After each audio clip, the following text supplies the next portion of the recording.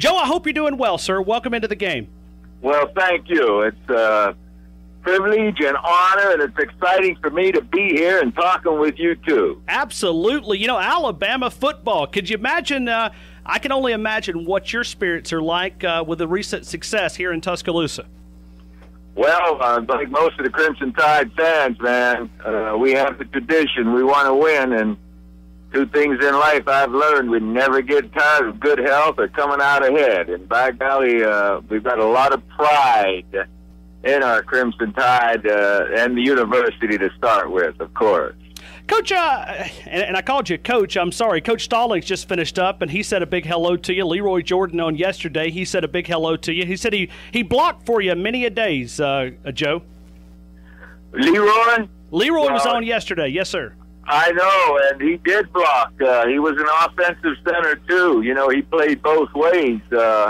We did play both ways from time to time because you could only substitute two players. But Leroy was so good on defense, and we had a center in my class also, Galen McCullough, Dr. McCullough, who turned out to be a great offensive player. Now, you mentioned Coach Stallings. Boy, I love him. Yeah, he's a unique man, unique personality, and he was my first defensive back coach here at the university. And, man, it was... Well, it's kind of like Coach Bryant. It was his way or the highway, boy. And when you talked with him, you know that deep voice. He was, yeah, you come here. You know what you did. And he's just beautiful. So thanks for bringing those guys up. You bring back a lot of memories just with the mention of their name. Well, I want to travel down some roads for a couple of minutes. Right now, Joe Namath is inside the game. Our first visit with Joe Willie Namath, and the Alabama folks love to call him Joe Willie Namath, and no doubt we're proud to have him, an honor to be a part of our program tonight. Joe, as I go back, you've created something pretty unique. But now Tuscaloosa folks, especially the older generation, know that you've always been somewhat of a good cook. You've had some good restaurant businesses here. But I understand one of your great friends told me this yesterday. You've created something pretty unique with this new Joe Namath stove. Can you tell us more? Well, you bet. Well, actually, we did. It's the name is Cooker, and my cousin was a chef, and we were talking a couple of years ago about cooking out and how much tailgating is done around the country and even cooking in the backyard. So we came up with a cooker that is uniquely different in that the temperature, you can get it up to 1,400 degrees. And the heat source comes from the top through ceramic brick. So when the juices get seared in with that high heat, you have a great tasting meal, whether it be meat or the fowl or the fish. And whenever the juices that do have a tendency to trip now and then, what that does drip, it doesn't cause any flare-up because there aren't any coals on the bottom. You don't have any smoke issues, and you're not putting the flame out all the time. And, of course, if you like to go tailgating or out camping or whatever, it weighs 39 pounds. It comes in two pieces, and it's stainless steel. So, man, we're proud of it, and we do have a line of steaks to go along with it. But one of the most... I guess one of the best things about it is it's made in America. Oh, wow, absolutely. We make it in Ohio and Stark County, and we're very proud of the fact that it's U.S. made, yeah. Joe Namath, right now inside the game. Joe, you're going to be honored this weekend at the University of Alabama. It's going to be halftime, and I think it goes back to something that you promised your mother. Will you elaborate more on that? Well, that was about graduating, finishing college, and I did not want to go to school when I was a senior in high school. I wanted to play baseball. I had some opportunities to sign with the 4 Major League Baseball teams, and the bonus sounded great to me. You know, I'm 18 years old.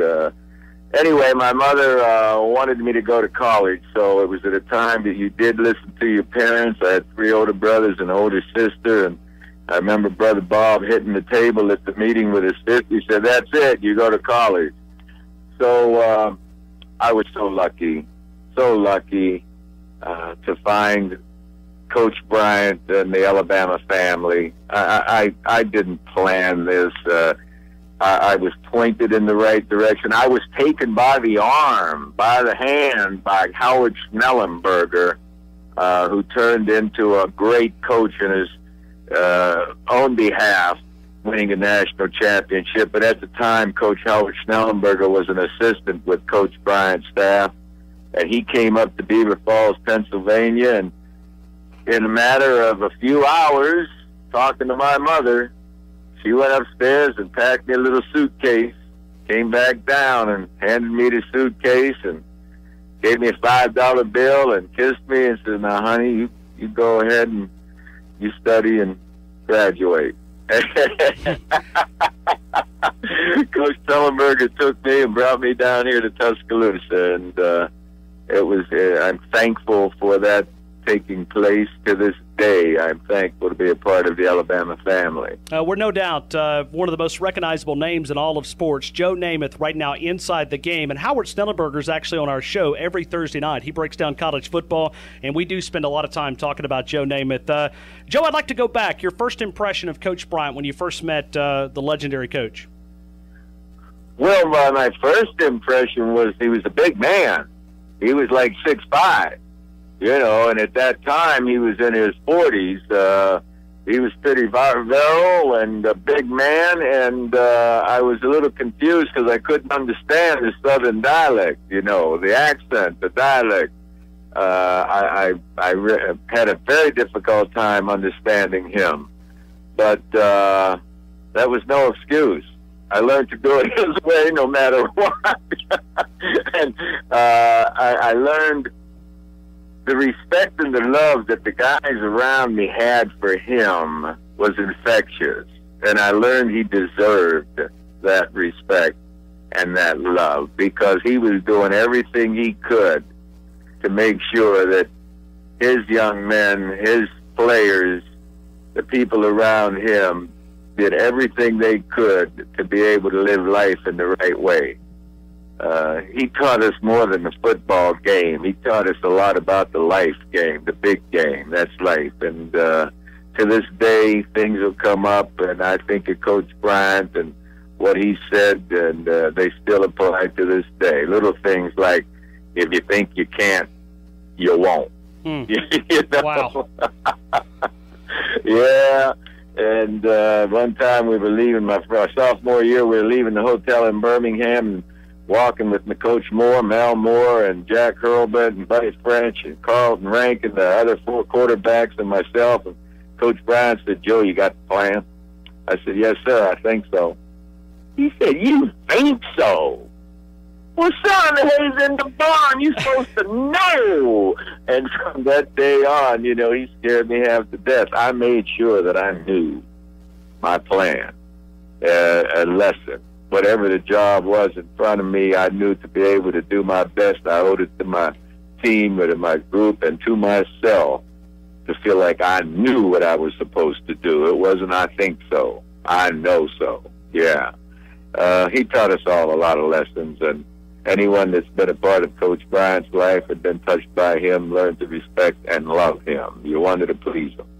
Right now, we're talking with Joe Namath. He's inside the game here on the new Tide 99.1 in Tuscaloosa. We're talking with him, and it's very honored to visit with him. I go back to Coach Bryant, and right now we're celebrating the 100th centennial celebration of Coach Bryant throughout the year. But, you have to always go back. There's a great man. There's always a great lady behind him. You had a very unique bond with Miss Bryant. Can you talk about her for a minute? Yes, I can. And it wasn't just me that had a unique bond or friendship. She looked after a whole lot of the ball players. I mean, she was a mother away from home. And unbeknownst to me, when I did come down here, Mrs. Bryant, Mary Harmon Bryant, and Coach Bryant had already had 2 ball players at Kentucky that were from Western Pennsylvania. And so they knew more about me and where I came from than I ever thought. One of them was George Blanda, who turned into Well, he was a great man, a great player in professional football as well as at Kentucky, and Vito Babe Pirelli, who is also a great player. So she looked after me. She was nice to all of us. It wasn't just to me, but because I stepped out of line, made a mistake, and she looked after me through the hard times too. You see, it made me feel at home when I was, as Coach Bryant would say, lower than a snake's belly. That's how I was feeling, lower than a snake's belly, and that's pretty low at the time. Well, she was able to help me out, like she. Joe, this is a tough question, but I'm going to ask it anyway. I look at Coach Bryant, Miss Bryant, and the University of Alabama. You think you'd be Joe Namath without the influence on their life, making a difference in you? I don't know what I'd be. I don't know if I'd still be alive. I don't know that I'd have the values that I have for this life, for other people, the respect that I have. I know my father and family at home taught me to be respectful, but being around Coach Bryant and the family here, when I say the family, the football family to start with, and the tradition, no, I wouldn't be the same guy by any stretch. You know, the leadership we have here today with Coach Saban, man, and the way he goes about it and helps these kids get ready for the big game of life. They use the sport of football. We use the sport of football to learn to get ready for the big game. It sounds silly when you call life a game, and it's serious business. But so many lessons can be learned from our coaches, from our leaders, when we're 18, 19, 20 years old, when we think we know what's happening, man. We think we got it together. Coach Saban, Coach Bryant, they help young men and people around them get ready for the big game of life. And I know that's why they like doing it, too. I know that's what they cherish. You mentioned Mary Harmon, Mrs. Bryant. Well, Mrs. Saban does a heck of a job, too. And it's their values and caring about other people that keeps them working so darn hard. You know, they love that life. They love being in that position to help out. Joe, I've got two final questions, and I hope I'm not running you late for anything. If you don't mind, I'd like to talk about AJ McCarron because many have compared him to legends like yourself, Kenny Stabler, Bart Starr, Joe Namath, Jay Barker, Harry Gilmore, and many other great quarterbacks. I'd like to hear what you think about AJ McCarron as a quarterback. Well, as a quarterback, he's been excellent, no doubt. He's been better than anything I ever did here, and the other quarterbacks you mentioned were great players too. But AJ carries himself beautifully around his teammates on and off the field. He's a tremendous leader, and he respects the guidance that he's getting from Coach Saban and his staff. Now, AJ, he's played in more big games. I mean, my goodness. There aren't many quarterbacks or many ball players that have had the opportunity and excelled with the kind of challenges that he has here at the university. Now, just like football, life's a team game, all right? AJ would be the first one to tell you this football team, the teams that he's been on, he does his part. He wouldn't do as well if it wasn't for the guys around him, too. So I respect that a great deal. It makes good sense. He's a level-headed young man, and he's going to be successful in that big game of life, just as successful as he has been as a college quarterback. You know, Joe, I look back and I look at your history. You were no doubt a star quarterback. As you probably know, there's a lot of talk right now about Johnny Manziel, how great of a football player he is currently. You were in that same category at Alabama. I'd like to know, do you think it helps or hurts the team when all the focus is on, the star, All-American quarterback? Does that help the team? First of all, the team's leadership has the team focused on other things, a different direction. I've heard time and again, as recently as today, from fellas that are playing the sport for a living in the big leagues, the professionals.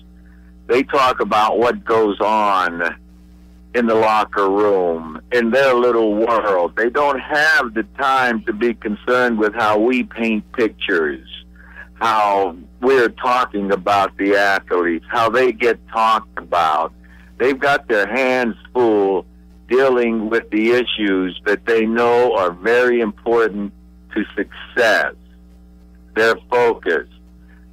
No, when you have a player like Johnny Manziel, you're lucky to have him on the team.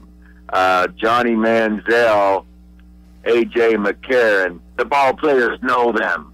They know what they're about. They don't. The other ball players aren't reading the newspapers, aren't listening to the TV commentators, or even us when we're talking on the radio. They rarely spend time listening to that because they have so much to think about. They know the reality of what they're living.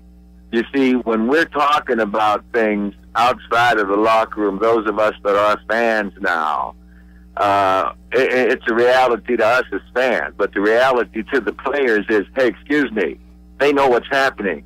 I'm a player. I know my team better than anybody else outside of this locker room, you see, so why should I listen to what's going on out there, the perception of the folks? We respect them as fans, but I don't have time for that kind of controversy in my life right now.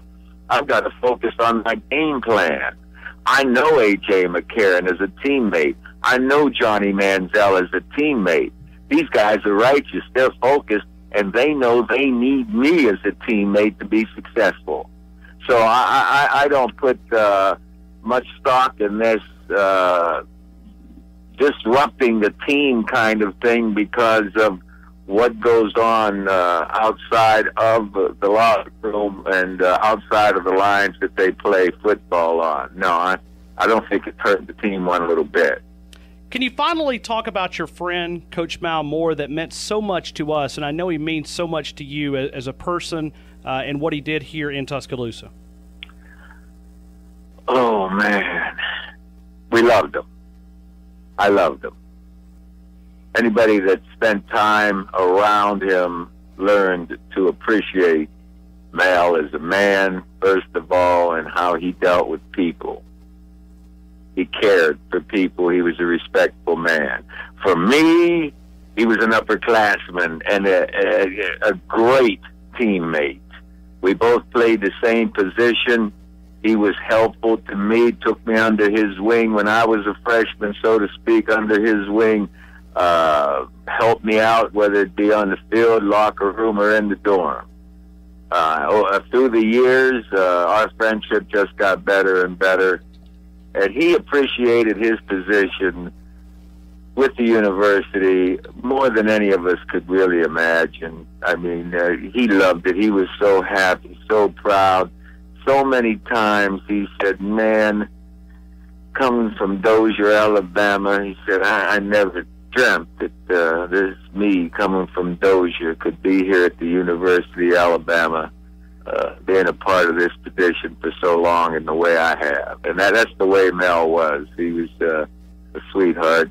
And I know he's with us. I believe the spirituality's up there. I know my folks, when they move to a different level, Mel's at a different level now, but he's certainly keeping his eyes on the Crimson Tide family here at the university. Let's go win 3 in a row, Joe.